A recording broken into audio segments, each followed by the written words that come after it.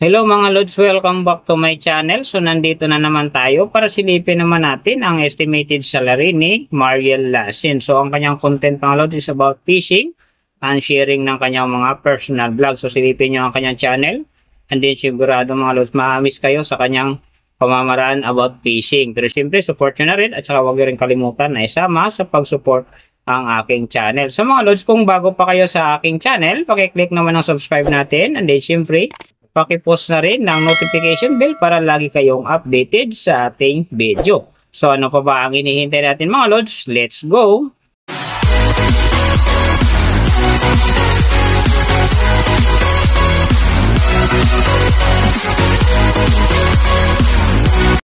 So mga Lods, si Mariel Lasin sa ngayon ay mayroon ng upload videos na 236 and then mayroon na rin siyang subscriber na 629,000.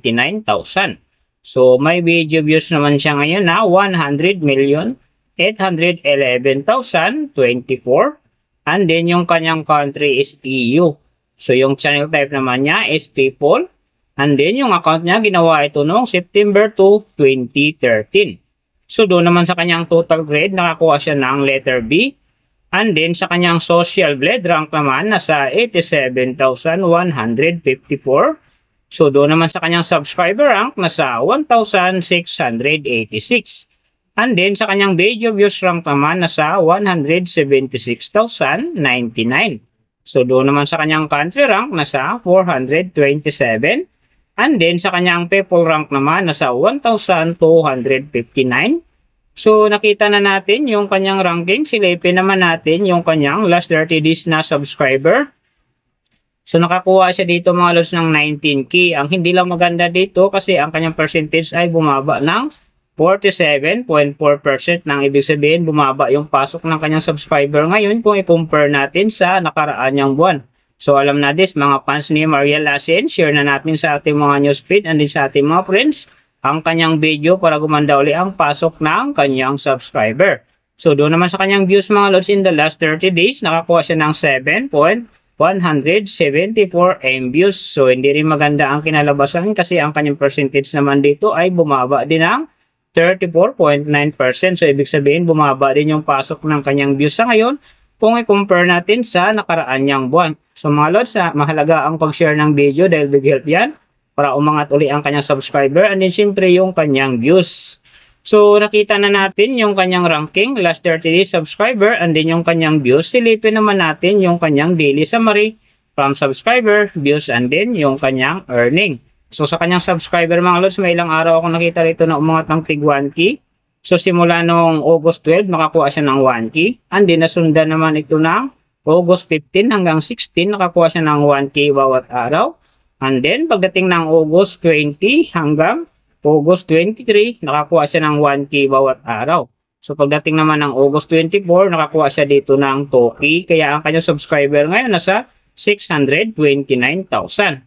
So, doon naman sa kanyang views mga Lods, yung magaganda rito, August 12, nakakuha siya ng 360,000. And then, pagdating naman ng August 16, nakakuha siya ng 319,000. So, pagdating ng August 21, nakakuha siya ng 723,000. So, and then, yung last na medyo maganda sa kanya yung August 22. Nakakuha siya ng 636,000. So, yan ang magagandang views na nakuha niya mga Lods. Pero sinasabi ko hindi yun ganun kaganda kasi nga ang kanyang percentage pa dyan ay bumaba ng 34.9%. So, doon naman sa kanyang earning mga Lods, tingnan natin dito yung August 15. So, sa kanyang low estimated, nakakuha siya ng $127. And then, sa kanyang high estimated naman, nakakuha siya ng $2,000. So, ang mga yan naman mga Lods, daily summary lang, mas maganda kung silipin natin yung naka-round off na from daily, weekly, and monthly para malaman na natin kung magkano na ngayon ang estimated salary ni Ma'am Mariel Lasin dito sa YouTube. So, unahin natin yung kanyang daily average. So, sa daily subscriber, nakakuha siya ng 634. And then, sa kanyang views naman, nakakuha siya ng 239,144. So, doon naman sa kanyang daily, low estimated ng kanyang earning, nakakuha siya ng $60. So, times natin sa 56, mayroon siyang 3,360. And then, sa kanyang daily high estimated naman ng kanyang earning, nakakuha siya ng 957 US dollar. So times natin sa 56, mayroon siyang 53,592. So ayan mga lods ang kanyang daily average. So pupunta naman tayo sa kanyang weekly average. So sa weekly subscriber, nakakuha siya ng 4.43k. And then sa kanyang views naman, nakakuha siya ng 1,674,008.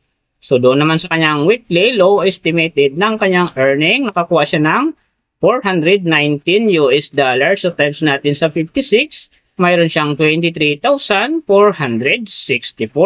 And then sa kanyang weekly high estimated naman ng kanyang earning, nakakuha siya ng 6,700 US dollar. So times natin sa 56, mayroon siyang 375,200. So yan naman mga lods ang kanyang weekly average. So pupunta naman tayo sa kanyang monthly average. So sa monthly subscriber, nakakuha siya ng 19k. And then sa kanyang views naman, nakakuha siya ng 7,174,310. So doon naman sa kanyang monthly low estimated ng kanyang earning, nakakuha siya ng 1,800 US dollar. So times natin sa 56, mayroon siyang 100,800. And then sa kanyang monthly high estimated naman ng kanyang earning, nakakuha siya ng 28,700 US dollar. So times natin sa 56, mayroon siyang 1,607,200. So yan naman mga lods ang kanyang monthly average. And then yung nababanggit ko rito or nakikita nyo is bawang estimated lamang yan.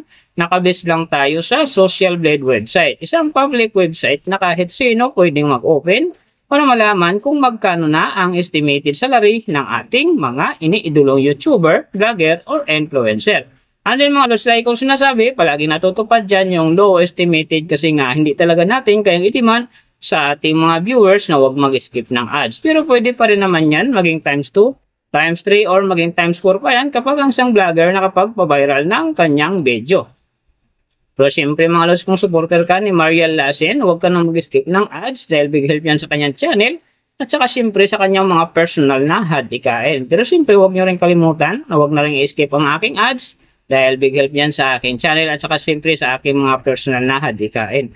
So mga lods, kung nagustuhan nyo ang video na to, pakiclick naman ang subscribe natin and then siyempre pakipost na rin ng notification bell para lagi kayong updated sa ating video. And then, kung mayroong gustong magpagawa ng video na same nito para sa inyong mga iniidolong vlogger, influencer, or YouTuber, paki-message na lang yung tamang detalye ng kanyang channel para ma-search natin kagad at magawa natin sa next video. So, big thank you sa lahat ng mga sumusuporta sa aking channel. Sa magsusupport pa lang, ingat kayo palagi and God bless at sana gabayan kayo palagi ng Panginoon sa ginagawa nyo araw-araw at syempre magtagumpay din kayo sa inyong mga pangarap. So, hanggang dito na lang. See you on my next video.